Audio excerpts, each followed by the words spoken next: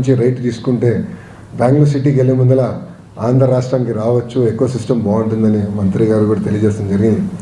అది కూడా ఆయన పరిశీలిస్తారని హామీ ఇచ్చారు. దాని తర్వాత విద్యాశాఖ మంత్రి గారిని స్పష్టంగా గత 5 సంవత్సరాల్లో ఆంధ్ర రాష్ట్రంలో ఉన్న ప్రభుత్వ పాఠశాలకు చాలా అన్యాయం జరిగింది. కేంద్ర ప్రభుత్వం ఇచ్చిన నిధులు సకాలంగా మనం వాడుకోలేకపోయారు.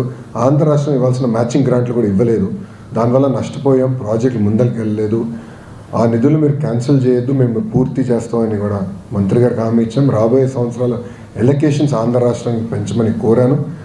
ఆంధ్ర మోడల్ ఆఫ్ ఎడ్యుకేషన్ అంటే కేజీ నుంచి పీజీ వరకు కరికులం ఏదైతే మనం రీవ్యాంప్ చేయాలనుకుంటున్నాం, బలోపేతం చేయాలనుకుంటున్నాం, టెక్నాలజీతో జోడించి విద్యార్థులకి మెరుగైన విద్య అందించాలనుకున్నామో అది ఆయనకి చెప్తాం జరిగింది. ఆయన కూడా ఇమీడియట్గా ఆయన టీంతో కలిసి ఆంధ్ర రాష్ట్రానికి వస్తానని హామీ ఇచ్చారు. ఆగస్ట్ మాసంలో ఎడ్యుకేషన్ మినిస్టర్స్ కాన్క్లేవ్ ఆంధ్ర రాష్ట్రంలో విశాఖపట్నంలో ఏర్పాటు చేస్తే బాగుంటుంది, మేము చేస్తామని చెప్తాం జరిగింది. ఎందుకంటే భారతదేశంలో అనేక అద్భుతమైన మోడల్స్ ఉన్నాయి. అన్నిటి దగ్గర నుంచి మంత్రులు మేము అందరూ నేర్చుకోవాల్సిన అవసరం ఉంది. సో టెక్స్ట్ బుక్స్ విషయంలో మేము మహారాష్ట్ర నుంచి నేర్చుకున్నాం. అది ఎందుకు జరిగింది, నేను టీమ్స్ పంపించాను.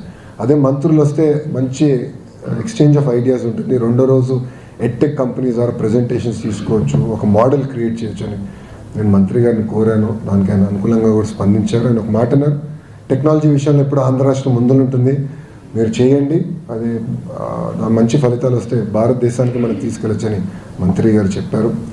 ఇంకో పక్కన కుమారస్వామి గారు కలిసినప్పుడు ఆయన నేను పర్సనల్గా కృతజ్ఞతలు తెప్పడం జరిగింది.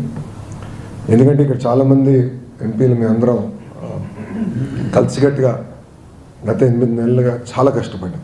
మీ అందరూ తెలుసు, వైజాగ్ వెళ్ళినప్పుడు ఎంపీలతో ఎమ్మెల్యేలతో మేము అందరం కూర్చున్నాం, మాట్లాడాం, ఎట్లా రివైవ్ చేయాలి, ఆప్షన్స్ ఏంటి మన ముందలా అని డిస్కస్ చేసి అక్కడ నుంచి ఒక పద్ధతి ప్రకారం అంటే భారతదేశంలో ఎక్కడ జరిగిన విధంగా పద్ధతి ప్రకారం మేము ఆ ప్రాజెక్ట్ని రివైవ్ చేసే విధానికి దాదాపు కేంద్ర ప్రభుత్వం నుంచి 11,000 కోట్ల ప్లస్ నిధులు తీసుకురాగలంటే అది మెటిక్యులస్గా ప్లాన్ చేసాం. కేంద్రంలో ఉన్న ప్రధానమంత్రి గారు, హోంమంత్రి గారు, ఆర్థిక శాఖ మంత్రి గారు, కుమారస్వామి గారు, ఉన్న ఎంఓఎస్టీఎల్ వర్మ గారు సహకారంతో మేము అది సాధించాం.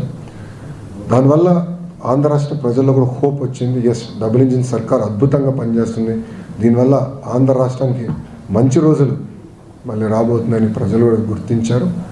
ఇట్లా కలిసికట్టుగా మేము పనిచేస్తామని చెప్పాం. మంత్రి గారు కూడా మేము అందరం మాట్లాడిన తర్వాత అనుకున్నాం, ఎట్టి పరిస్థితుల్లో కేంద్ర ప్రభుత్వం ఇప్పుడు పెడుతున్న పెట్టుబడి కానీ ఆంధ్ర రాష్ట్రం పెట్టుబడి కానివ్వండి, ఎకనామిక్ యాక్టివిటీ ద్వారా తిరిగి వడ్డీతో సహా చెల్లిద్దాం, మంచిగా మేనేజ్ చేద్దాం, ఇంకొకసారి నష్టాల్లోకి ఈ ప్లాంట్ వెళ్ళకూడదు, మంచి మేనేజ్మెంట్ తీసుకొద్దాం, క్లోజ్గా మానిటర్ చేద్దామని మేము అందరం కలిసికట్టుగా నిర్ణయం తీసుకుంటాం జరిగింది.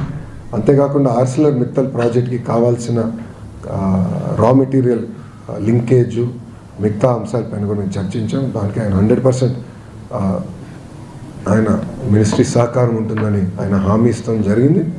త్వరలోనే ఆ ప్రాజెక్ట్ కూడా భూమి పూజ చేద్దామని మంత్రి గారు చెప్తాం జరిగింది.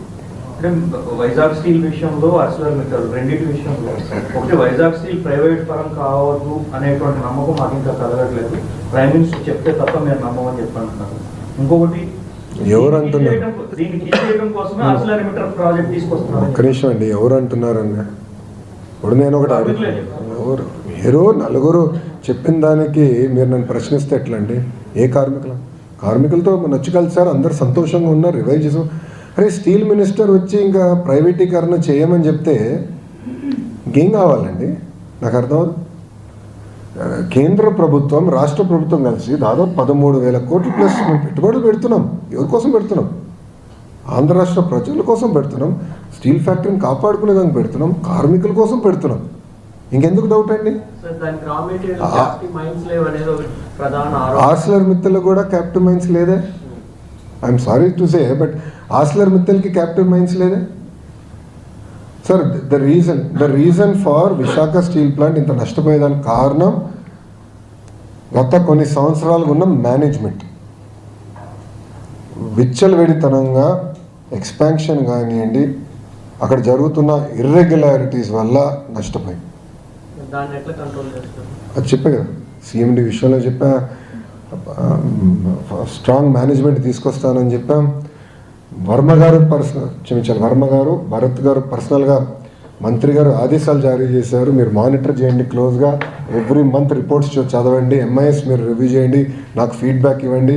We will revive it, will make it strong, will make it profitable అని చెప్పారు. And we will do it. Package announce చేసేటప్పుడు కుమారస్వామి గారు వైజాగ్ స్టీల్ కి ఒరిస్సాలో క్యాప్టివ్ మైన్స్ ఉన్నాయి కానీ ఇప్పటి వరకు ఎగ్జిక్యూట్ చేయలేదన్నారు.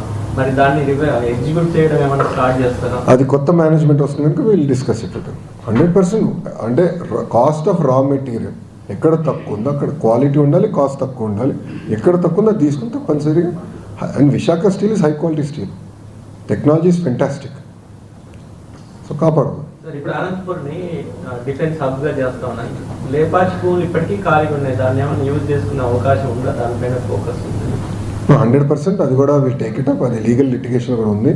ఎందుకంటే ఏపీఐఏసీ గతంలో ఒక అవసరం కోసం ఇచ్చింది, టైం బార్ అయింది ఆ ప్రాజెక్టు.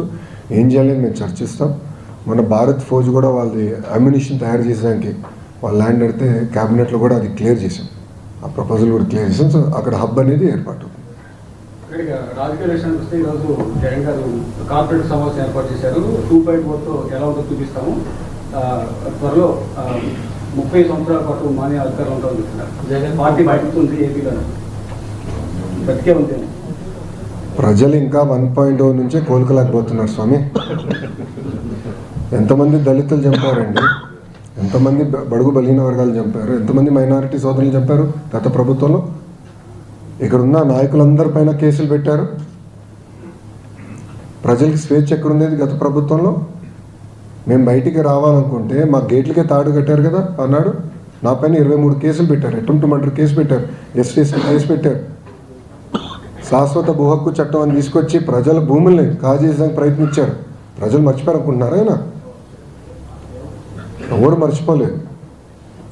ఎన్నికల ముందర కూడా నా ఎంట్రీగా ఎవరు పీకలేరు అన్నారు. ఏమైంది? ప్రజలు ఎన్ని ఎంట్రీలు పీకారు చెప్పండి. No, I am following the due process of the law.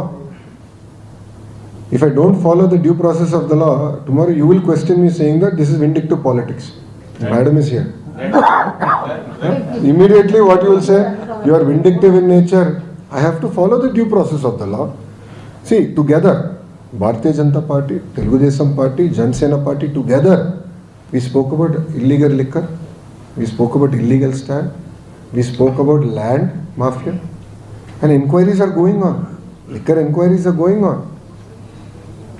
So let the process get completed. It will be followed by action because it is a promise we have made to the people. In almost 90 meetings, I spoke about my red book, sir. I showed my red book. People have endorsed my red book.